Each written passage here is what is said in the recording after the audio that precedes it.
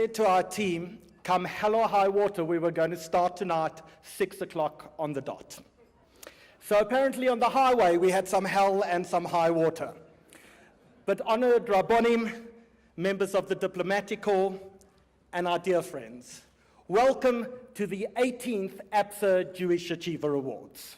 This year marks 175 years of organized Jewish community in South Africa. And what a remarkable 175 years it has been. Our ancestors came to this country looking to build the Golden Medina. They escaped persecution in Eastern Europe, and they came as laborers and gold miners and farmers. And they were smokers in the Cape, and they were peddlers in the Platteland battling to survive.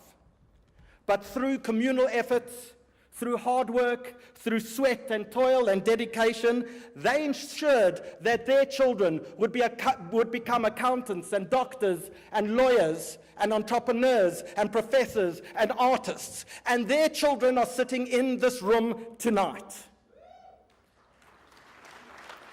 We as a community are inseparably bound by a common past, and we jointly are sharing a common destiny. Who could have imagined 175 years ago that Joe Slovo, a little Yiddish Bundist from my shtetl of Abel in Lithuania, would in fact foster a revolution and be joined by Goldberg and Goldreich and Walpe and Bernstein?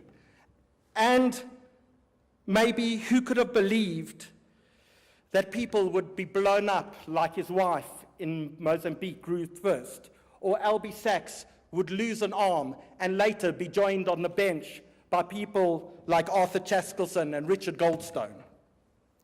On those dusty roads that the Samosas traveled, who could have imagined that 175 years later they would be reading Nadine Gordimer and listening to Johnny Clegg and laughing at Peter Durkheis?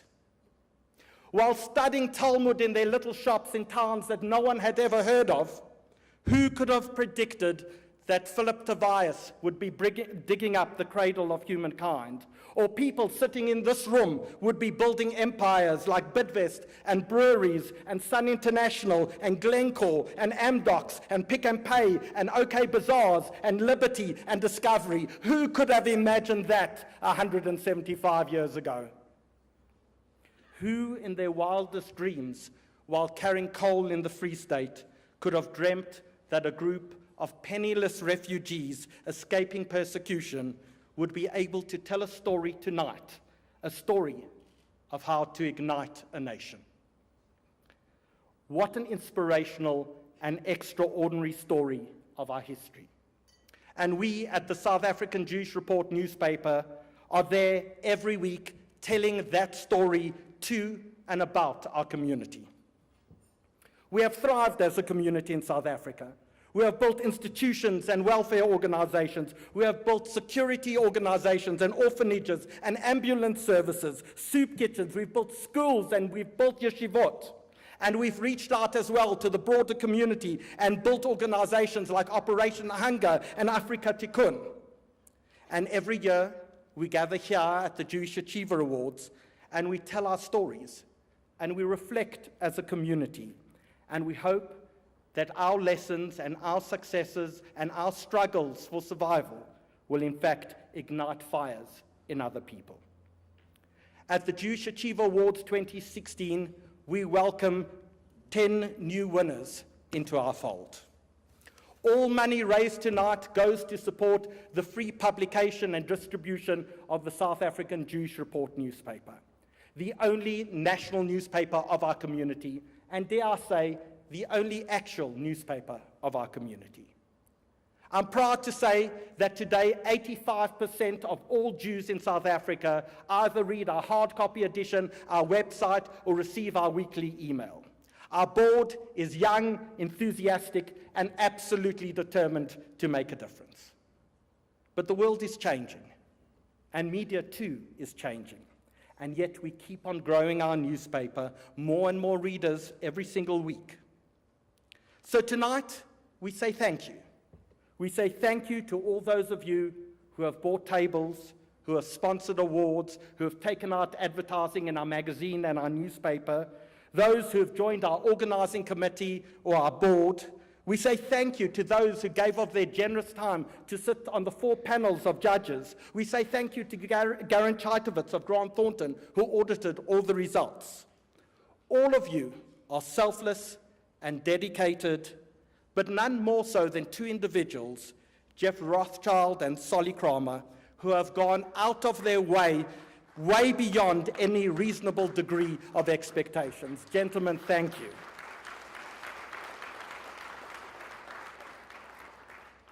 This year, we are delighted to welcome Richmark as a new sponsor of these awards. They join our dear friends at Absa, at Shivers, at Europcar, at Kia, and the Creative Council. Our community recognizes you, thanks you, and embraces you all.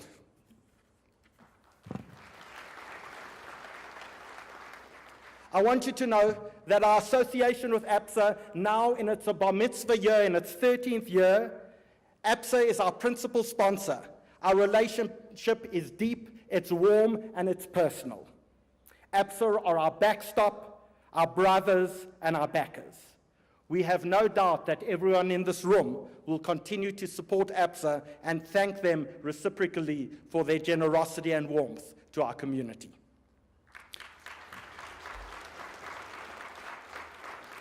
So to Maria Ramos, to Dave Hodnett, to Craig Bond, to Nomkita, to Roy, to Happy, Jan, Barney, Mark, to all of you, you forever have the loyalty and respect of our community.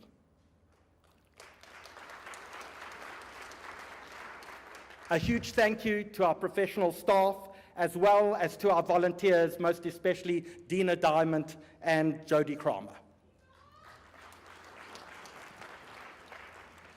But if there's one message, one short message in conclusion, I want to leave you with tonight. It is the fear that I have that today our country, in fact, sits precariously balanced on a precipice. The struggle against greed, corruption, and cronyism should be each of our struggles. We cannot sit idly by while the hard-earned benefits of our democracy and liberation are whittled away. Each of us must understand that each rand stolen is a pension that does not get paid. Each rand stolen is a house that does not get built.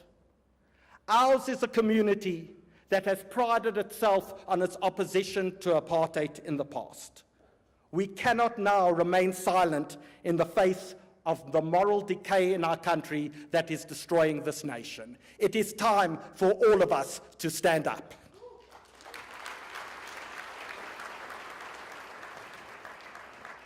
And so tonight, we plan on telling some inspiring stories. But there is one story, a story that should never be forgotten. This year, we lost one of the founders of the Jewish Report newspaper, an icon of our community, and one of the most remarkable South Africans. This year, we lost Bertie Lubner, my colleague, my friend, my mentor. Bertie Lubner passed away after a lifetime of giving. His history is the story of how each person can make a difference to the world. Tonight, in his honor, we will be dedicating the Lifetime Achievement Award in his memory and honor. So I say to all of the nominees and winners here tonight, Mazal Tov to you all. May your story and the stories we tell tonight, and most importantly, Bertie's story, may all of them ignite the soul of Africa. Good night and have a good evening.